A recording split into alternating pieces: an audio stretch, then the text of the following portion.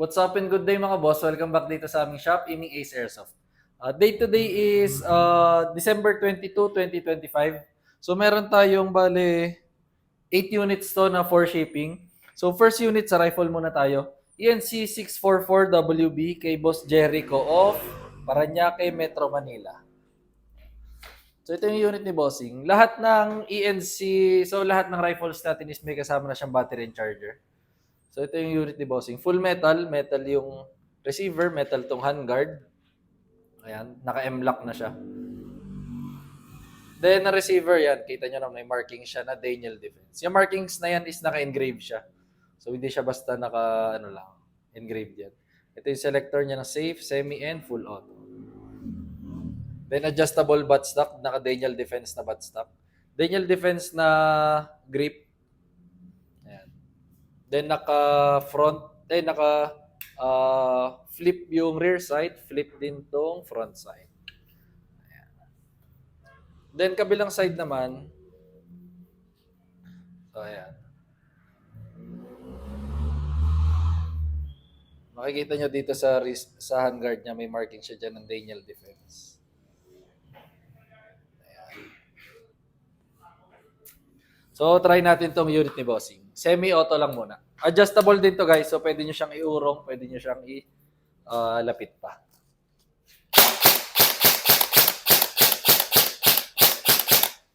Full auto naman.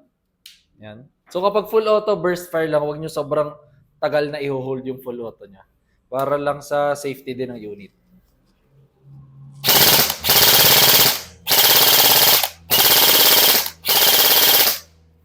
Semi.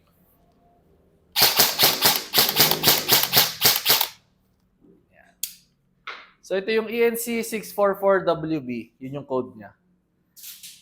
Lahat ng natin may kasama ng battery and charger. So yung battery niya is LiPo battery. So kapag mag-upgrade kayo ng unit, kaya-kaya noong battery. Proceed na tayo sa pistols. So pistols, WE Glock 17 na color tan kay Boss Ruben of North Cotabato. So ito yung unit ni Bossing. Yan, color tan, so pure tan. Ganda ng pagka-color niya. Ganda ng pagka-tan. Ito yung Glock 17 na Gen 5 by WE.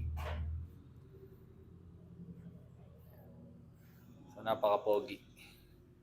Mga may hilig sa tan na color dyan. Ayan. So try natin tong unit ni Bossing.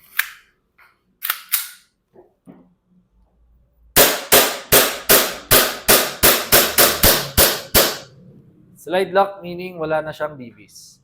Kapag ganyan na-release magazine, then release tong slide, rest the hammer by pressing the trigger. And the next unit naman is ENC 1202 kay Boss Jimmy of Cabuyao, Laguna. So ito yung unit ni Bossing, ENC 1202 Glock 34 na TTI.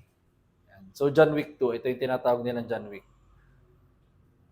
Glock 34 medyo mas mahaba siya dun sa kanina, dun sa tinest natin kanina, na Glock 17. Then kita nyo nung may marking siya dyan ng TTI or yung logo ng TTI. Then sa kabilang side is, ayan.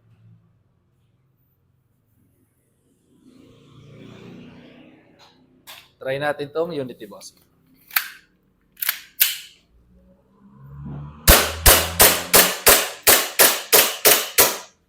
Slide lock.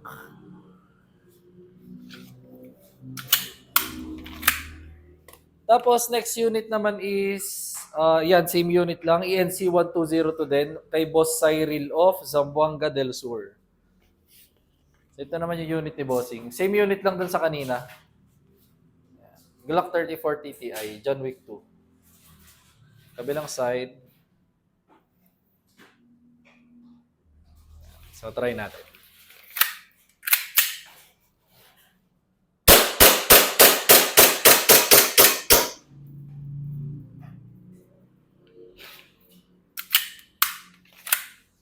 Next unit, ENC 1304 kay Boss Grant of Puerto Princesa, Palawan.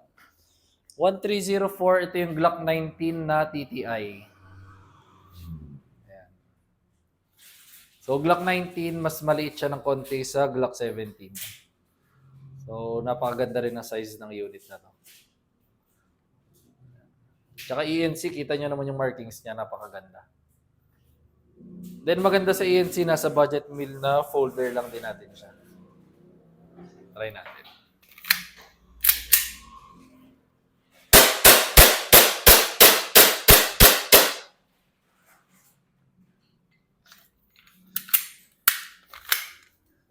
Next unit, ENC 1102 kay Boss Melito of Bulacan. 1102, ito yung Glock 17 Gen 5 na yung normal edition. So kita nyo yung markings ng ENC. Napaka-solid. Ano yan? Naka-engraved yan, guys. Glock 17 Gen 5. Then ito yung kabilang side. Try natin.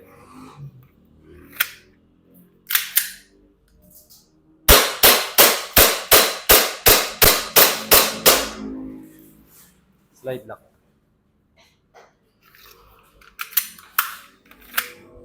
And the next unit, ENC 3101 kay Boss Kent of Rojas City, Capiz. 3101, ito naman yung 1911 na classic. Kita nyo yung markings. So, naka-engrave yan. Metal yung slide, then metal yung lower frame.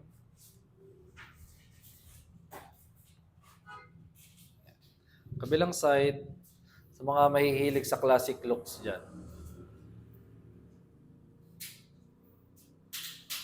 Try natin unit ni Bossing.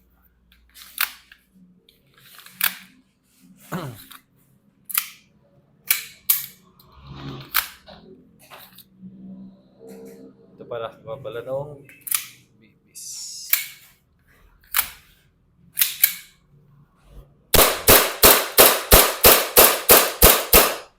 Slide lock din. So guys, yung kanina, nakalawit lang ng konti dito yung BB. Kaya sumasabit siya dun sa loob.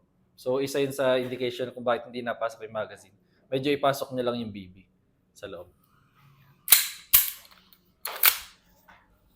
Tapos, next unit naman, ito, last unit na pala to. Double Bell 728 kay Boss Dominic of Davao del Sur. So, 728, ito yung 1911 na MEU. So, metal din yung slide, tas metal din yung lower frame. Then, kabilang side, may marking siya dyan ng Springfield Armory. Try natin yung unit.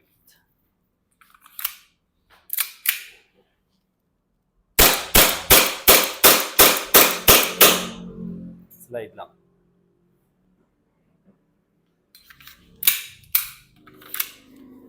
So, ayun lang guys. Mga bossing, i-process na rin namin to shipping nyo. Then, if may inquiries kayo, message lang kayo sa aming page, Aiming Ace by CJO. Thank you.